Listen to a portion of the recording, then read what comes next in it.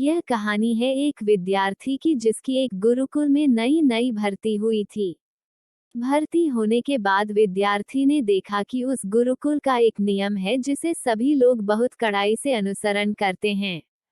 इस नियम के मुताबिक सुबह उठते ही नहाने धोने के बाद सबको कम से कम आधा घंटा ध्यान यानी कि मेडिटेशन करना होता था। लेकिन इस विद्यार्थी की सबसे बड़ी समस्या यही थी कि वो किसी भी चीज में ध्यान नहीं लगा पाता था। हर छोटी मोटी ध्यान खींचने वाली चीजें उसे गुस्सा दिलाती थी।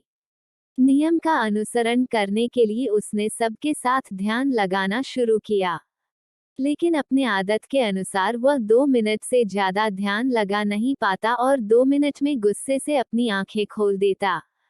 2-3 दिनों तक ऐसे ही चलता रहा। वह 2-3 मिनट से ज्यादा ध्यान लगा ही नहीं पाता था।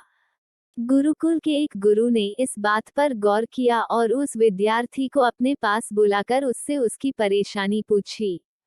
विद्यार्थी ने गुरु से कहा कि जब भी मैं ध्यान लगाता हूँ तो मुझे आसपास के लोगों के फुसफुसाने की आवाज आती है, जिससे मैं ध्यान नहीं लगा पाता और मुझे उन पर गुस्सा आ जाता है। अगर आप सभी को चेतावनी दे दे कि ध्यान के वक्त कोई भी थोड़ी सी भी आवाज ना करे तो शायद मैं ध्यान अच्छे से लगा पाऊंगा। गुरुजी ने विद्यार्थी को समझाया कि तुम कहीं पर भी चले जाओ लेकिन तुम्हें हर जगह ऐसी आवाजें परेशान करती रहेगी। तुम दुनिया को नहीं बदल सकते, तुम्हें अपने आप को बदलना होगा। तुम्हें अपने गुस्से को काबू करना होगा। फिर भी अगर तुम आजमा ना चाहो तो तुम कल से उस पास वाली नदी के किनारे जाकर ध्यान लगाया करो जहां तुम्हें इंसानों की आवाज नहीं आएगी। नदी किनारे जाकर ध्यान लगाने का सुझाव विद्यार्थी को पसंद आया और उसने अगले दिन सुबह नदी किनारे जाकर ध्यान लगाना शुरू किया।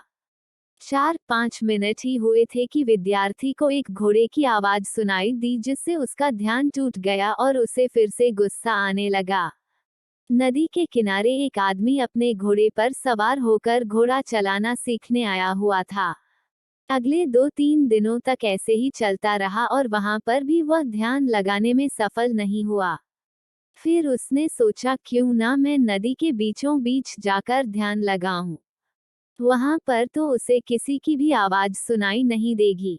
अगले दिन से विद्यार्थी एक नाव में बैठा नदी के बीचों बीच गया और वहां पर ध्यान लगाना शुरू किया। कुछ दिनों तक यह चलता रहा और वह अच्छे से ध्यान लगाने लगा। लेकिन एक दिन जब वह ध्यान लगा रहा था तो उसे पानी के छप छप की आवाज सुनाई दी। उससे डिस्टर्ब होकर जब उन तीन ने आंखें खोली तो देखा कि एक नाव उसकी नाव की तरफ आ रही है।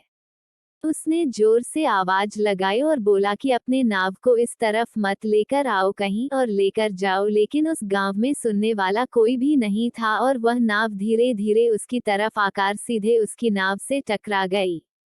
उसे बहुत गुस्सा आया, लेकिन वो गुस्सा निकाले भी तो किस पर। नाव में कोई भी नहीं था।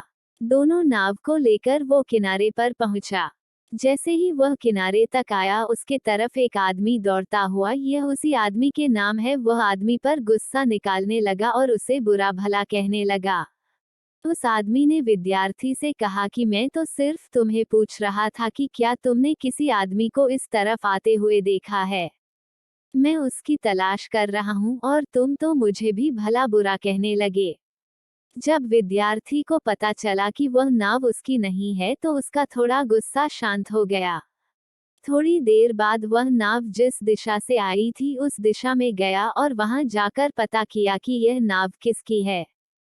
तो उसे पता चला कि यह नाव रस्सी से बंधी हुई थी और तेज हवाओं के कारण वह छूटकर उसकी तरफ बहाई थी। यह जानने के बाद उसका बचा कुचा सारा गुस्सा शांत हो गया, क्योंकि यह घटना किसी इंसान के द्वारा नहीं किंतु प्रकृति के द्वारा की गई थी। थोड़ा शांत रहने पर और थोड़ा सोचने पर उस विद्यार्थी को समझ में आया कि उसे तभी गुस्सा आता है जब किसी घटना से वो परेशान होता है और वो इंसानों द्वारा की गई हो, लेकिन वही घटना अगर अपने आप होती है या कुदरत द्वारा की जाती है तो उसे गुस्सा नहीं आता। उसे अपने गुस्से पर काबू करने के लिए यह एक रामबाण मिल गया और उसे उस दिन के बाद जब भी गुस्सा आता तो उसने यह सोचना शुरू कर दिया कि यह सब कुदरत द्वारा हो रहा है, ना कि किसी इंसानों द्वारा, और उसका गुस्सा शांत हो जाता और वह अपना काम अच्छे से कर पाता।